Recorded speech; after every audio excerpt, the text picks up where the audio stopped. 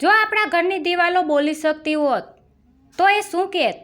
કદાચ એ દિવાલો આપણને એક એવી વ્યક્તિની કહાની સંભળાવત જે સવારે સૂરજ ઉગે એ પહેલાં જાગી જાય છે અને રાત્રે આખું ઘર ઊંઘી જાય પછી જ પોતે સૂવા જાય છે.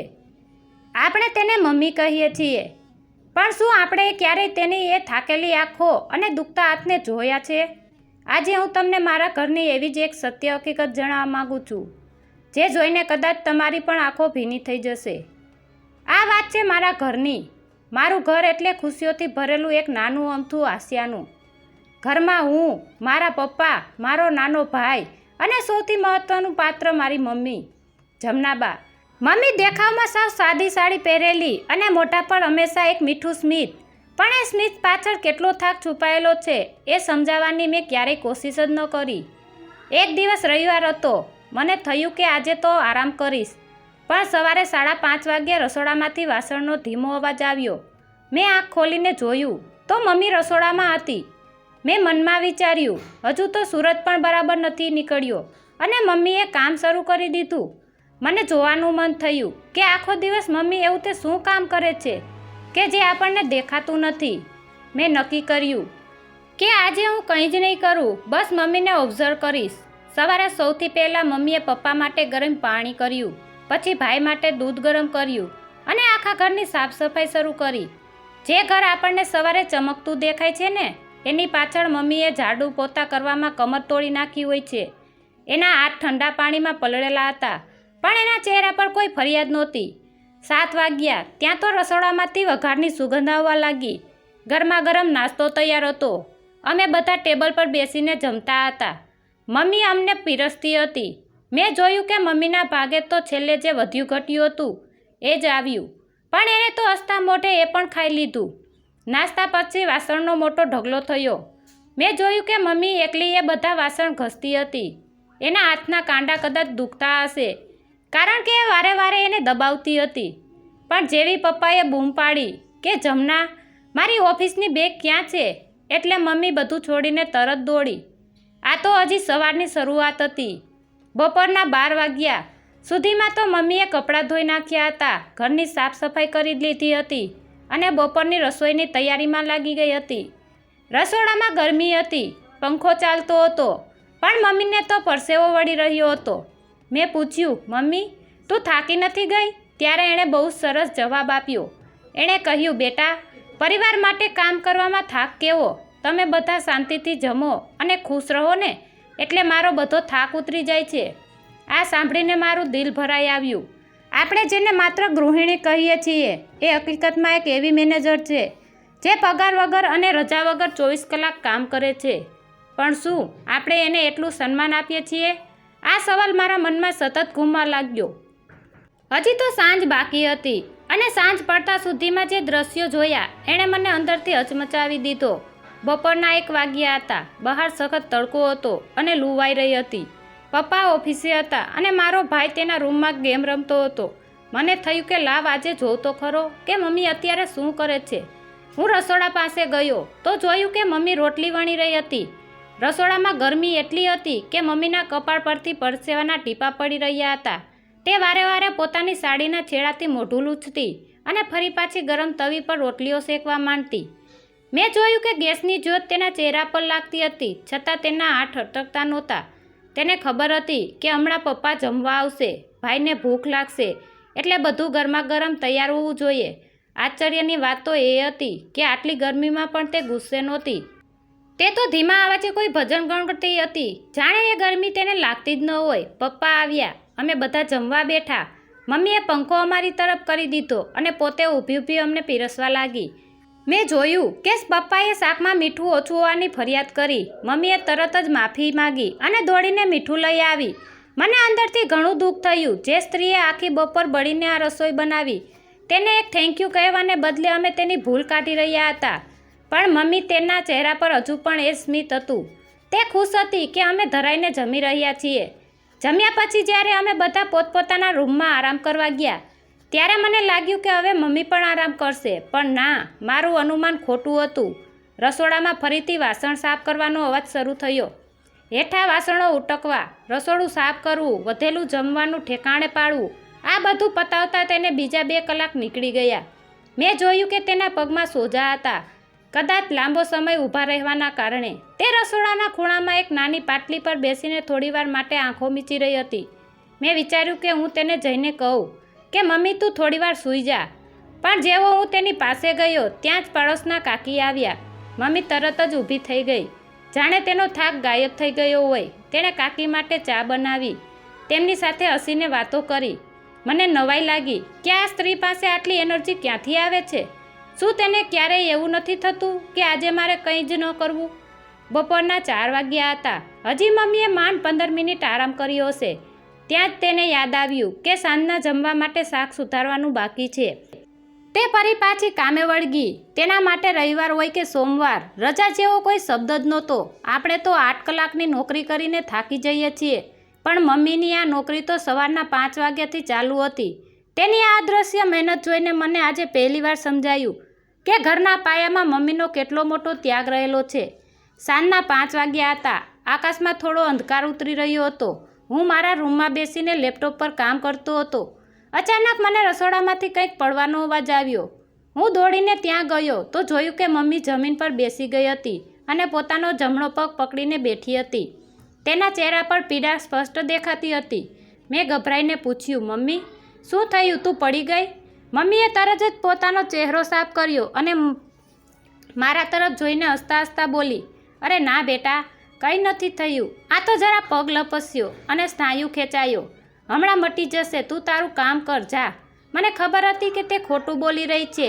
તેના પગમાં સોજો હતો અને તે સવારથી 1 મિનિટ પણ બેઠી નહોતી.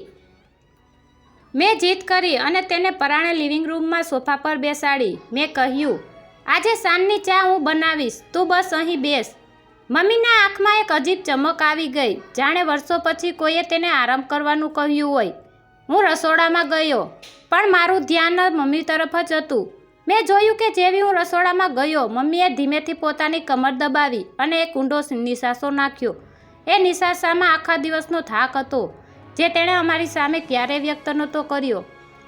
ચા પીધા પછી મમ્મી ફરીથી ઊભી થઈ ગઈ. મેં રોકી તો કહે, બેટા હમણાં તારા પપ્પા આવશે, એમને ગરમ નાસ્તો જોઈએ અને તારા નાના ભાઈની પરીક્ષા છે તો એના માટે બદામનું દૂધ પણ બનાવવું છે. મને સમજાયું કે મમ્મીનું શરીર ભલે થાકેલું હોય, પણ તેનું મન હંમેશા આરામ સુખમાં જ પરાવાયેલું હોય છે. તેને પોતાના દર્દ કરતાં અમારી જરૂરિયાતની ચિંતા વધારે હતી. સાંજે 7 વાગ્યા. પપ્પા આવ્યા. ઘરમાં લાઇટો થઈ. વાતાવરણ જીવંત બન્યું. મમ્મી ફરીથી એ જ સ્ફૂર્તિ કામે લાગી ગઈ. પપ્પાના કપડાં કાઢી આપતા, તેમને પાણી આપવું, નાસ્તો પીરસવો, બધું જ જાણે કોઈ મશીનની જેમ ચાલતું હતું.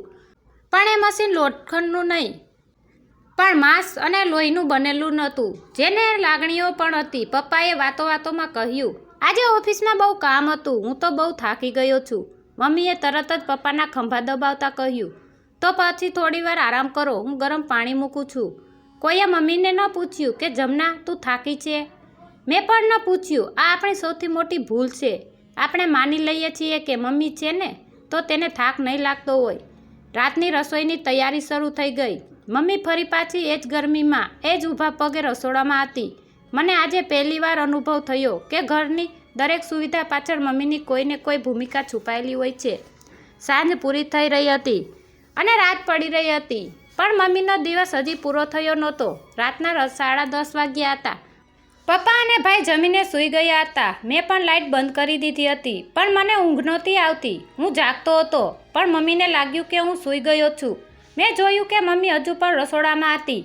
છેલ્લી વાર ગેસ સાફ કરી રહી હતી અને સવાર માટે દૂધ મેળવી રહી હતી. તેના ચહેરા પર હવે કોઈ સ્મિત નહોતું, માત્ર એક ઊંડો થાક હતો. થોડીવાર પછી તે રસોડામાંથી બહાર આવી. તેણે પપ્પાના રૂમમાં જઈને ધીમેથી બારી બંધ કરી, જેથી પપ્પાને ઠંડો પવન ન લાગે.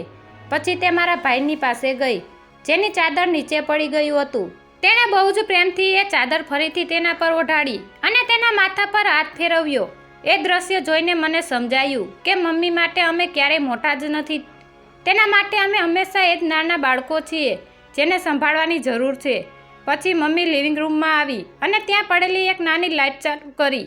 તે ત્યાં બેસીને પોતાના હાથે જ બનાવેલી હિસાબની ડાયરી ચેક કરવા લાગી. તે ગણતરી કરી રહી હતી કે ઘરના ખર્ચમાં ક્યાંથી બચત કરી શકાય. જેથી મને નવા શૂઝ અપાવી શકાય અથવા ભાઈની ટ્યુશન ફી ભરી શકાય. પોતાની જરૂરિયાતો માટે તેણે ક્યારેય 1 રૂપિયો પણ ખર્ચ્યો નહોતો, પણ અમારા માટે તે એક પાઈ બચાવતી હતી. મેં જોયું કે કામના ભારને કારણે તેના ખંભા ઝૂકી ગયા હતા.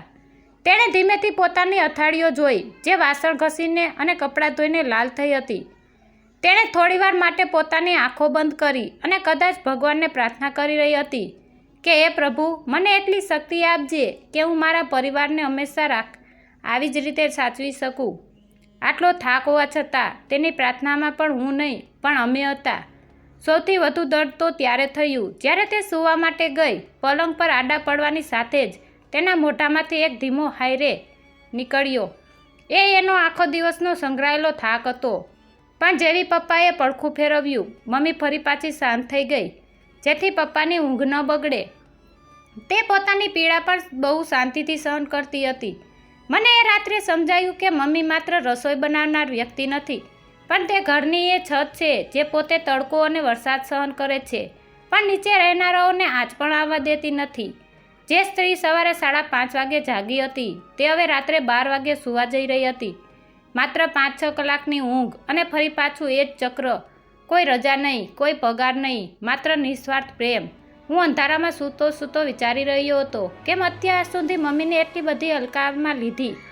બીજા દિવસે સવારે જ્યારે હું જાગ્યો, ત્યારે પહેલીવાર એલાર્મ વાગે તે પહેલાં મમ્મીને જગાડવા માટે રસોડામાં જવાનું નક્કી કર્યું. પણ મમ્મી તો હંમેશની જેમ પહેલેથી જ જાગી ગઈ હતી.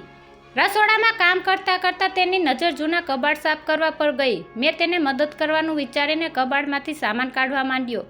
ત્યાં મને મમ્મીની એક જૂની ધૂળ ખાયેલી ડાયરી મળી. મેં એ ડાયરીને ખોલી. મને લાગ્યું કે તેમાં કદાચ ઘરના હિસાબ હશે, પણ ના, તેમાં મમ્મીના અધૂરા સપના હતા. એ ડાયરીમાં તેણે લખ્યું હતું કે તેણે ભણીને શિક્ષિકા બનવું હતું, તેને ફરવાનો શોખ હતો, તેને સંગીત શીખવું હતું. પણ જે દિવસે તેના લગ્ન થયા અને તે આ ઘરમાં આવી, તેણે પોતાના બધા જ સપના એક પોટલીમાં બાંધીને કબાટમાં ખૂણે મૂકી દીધા હતા. તેણે પોતાના સપનાઓને એટલા માટે મારી દીધા હતા જેથી તે અમારા સપનાઓને પાંખો આપી શકે.